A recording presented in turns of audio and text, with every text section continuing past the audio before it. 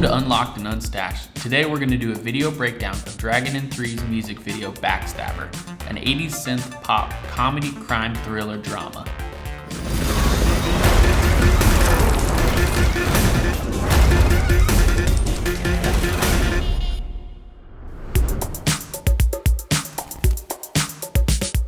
So our first lighting setup is the exterior crime scene. This is the first shot in the music video.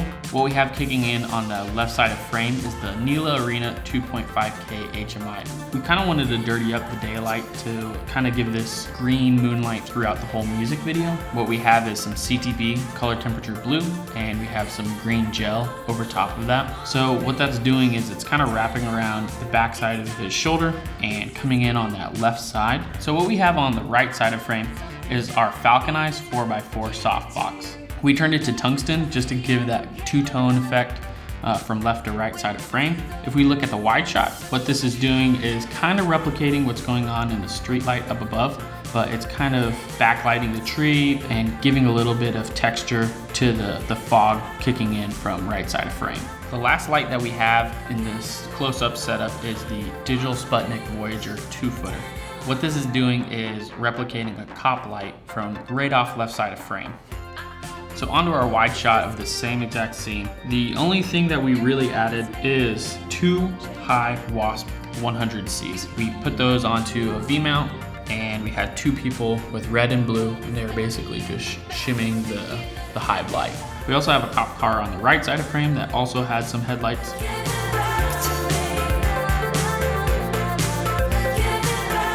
Interior bathroom scene. This was a day for night scene. Essentially what we had to do on that window frame is build a black box. So what we did was we took two 4x4 floppies and put them close together. And then we basically took Duvetine and did a little diaper underneath it.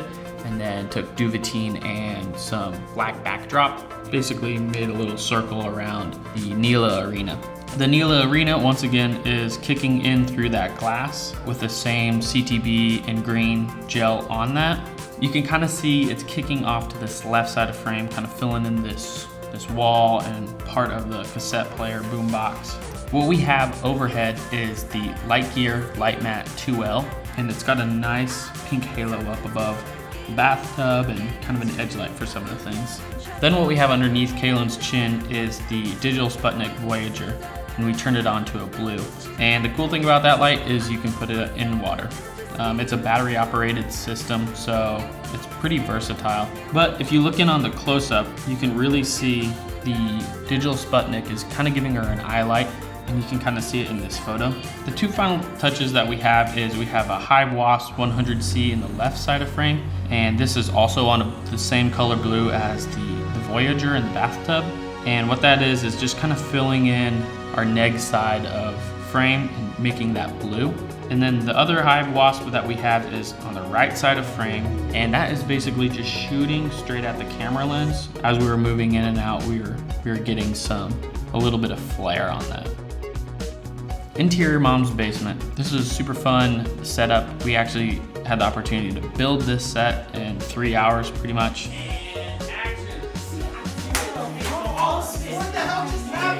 I'm going to pass this one on to Anna to talk a little bit more about how we went about making this. So the biggest challenge was building out the crazy wall in the mom's basement scene, which we actually built from pretty much scratch inside the Locke and Stache office. So that took the greater part of an afternoon when the guys found these wood paneled boards that they kind of just hammered together, put up. Then we knew we had to get old computers, old chair, like old art. So we were able to recycle some of art we had used in a previous shoot. But the biggest part of building the crazy wall was we cut out old newspaper clippings, we wrote some of our own articles imagining what journalists would have said about these missing teens, and then we actually used cassette tape to string all the papers together on the crazy wall.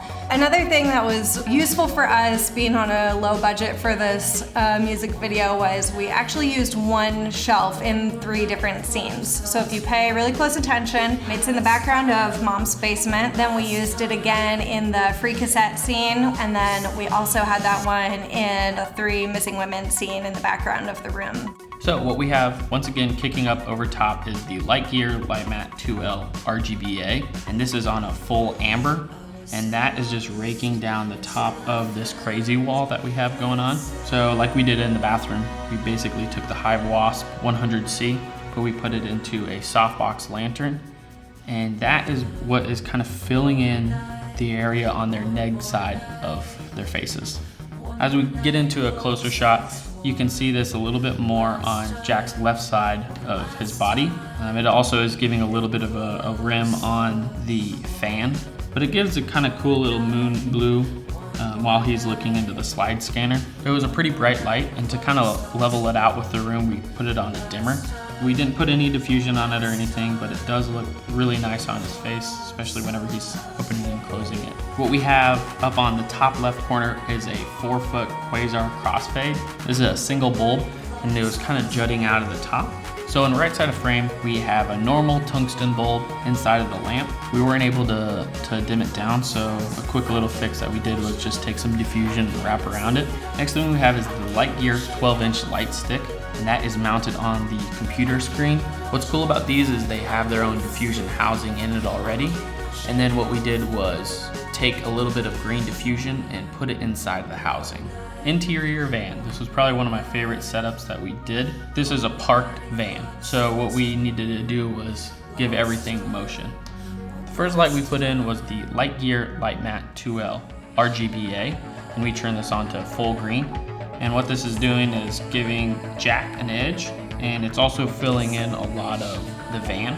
Second light we put up was the Hive Wasp 100C, and this is acting like our moonlight, and it's coming from right of frame. This is giving Michael a little bit more of an edge light. We had that on a stand, and we were rotating that a little bit as we were moving. Up in the top left, we have the Digital Sputnik Voyager 2-footer on a flicker mode between blue and green. For all the detail, we added Lightgear 12-inch and 6-inch light sticks. We basically mounted them onto every single monitor that we had. On all the light sticks within the diffusion, we have the green gels inside of them. We had most of these lights running off of V-mount batteries. Another battery that we have is the Quasar Q5 LED, and this is just a 7-inch, and we kind of put that up top mainly to light Michael whenever he was looking back at Jack. To give this all a little bit of motion, what we have is a Hive Wasp 100C. It's mimicking a car light, so we are just raking that across the front end of the vehicle to give it a little bit of motion. And the final touch to make this all move is Austin was standing on top of the van, shaking his ass and shaking the van.